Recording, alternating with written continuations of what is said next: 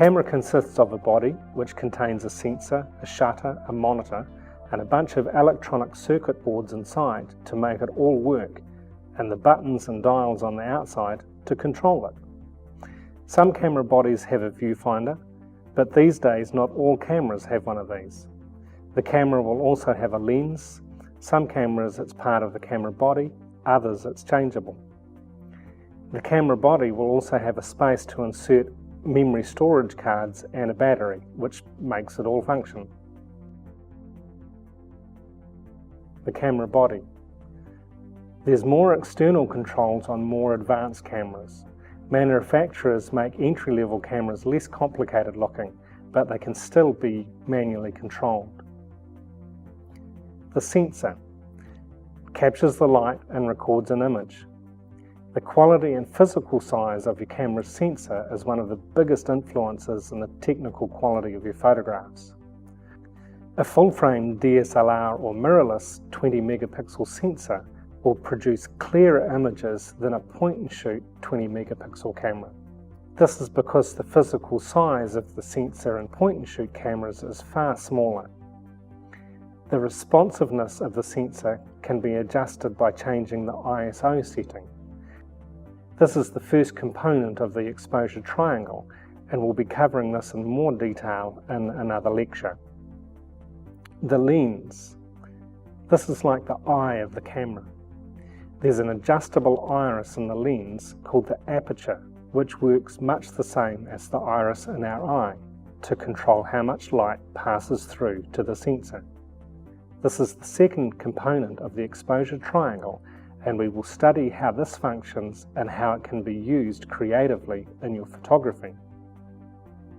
There's two basic types of lenses, zoom and fixed or prime. You can adjust a zoom lens to change your composition, so they're quite convenient. Often photographers will just carry two zooms, a wide to medium and a medium to telephoto. A fixed lens does not zoom, but often is sharper, cheaper, lighter and smaller than a zoom lens. I prefer working with fixed lenses, and I'll explain why during this course. The lens size and quality also have significant impact on images. Small cameras have a lens you can't change and will not produce such clear images as DSLR or mirrorless cameras with changeable lenses. With interchangeable lenses, quality can also differ, as often manufacturers will produce higher-end, more expensive, and lower-end, less expensive range of lenses. Lenses are referred to by their focal length and the widest aperture. The focal length is the measurement from the camera's sensor to the point in the lens where the light rays converge to form a sharp image. The focal length tells us the angle of view, how much of the scene will be captured, and the magnification, how large individual elements will be. The longer the focal length, the narrower the angle of view and the higher the magnification. The shorter focal length, the wider angle of view and the lower magnification. The shutter. This is between the camera's sensor and the lens. It's easier to use this old film camera to demonstrate. The shutter is adjusted to control how long the sensor is exposed to light and is the third component of the exposure triangle. Learning to control the shutter well is another aspect of creative photography we will cover later in this course. Balancing the components of the exposure triangle, either by manually setting them or by using one of the camera's automatic modes, should result in a well-exposed image. I say should because, as you will know if you've taken any number of photographs, it's not always that easy, but that is probably why you're doing this course. Memory cards. Once the exposure has been made, the camera sends the data captured by the sensor to the memory, usually a flash card.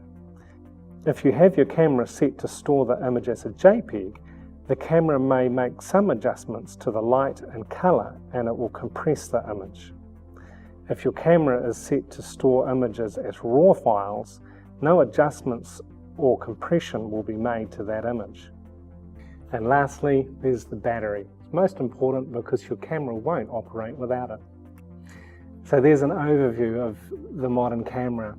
The body, the sensor, the lens, the aperture setting in the lens, the memory cards and the battery. And my first camera, this thing could operate without a battery. It does have a battery in it because it would operate the very simple exposure meter. So in the next lecture, we'll take a look at how to use the exposure meter in a modern camera to help you set the camera correctly.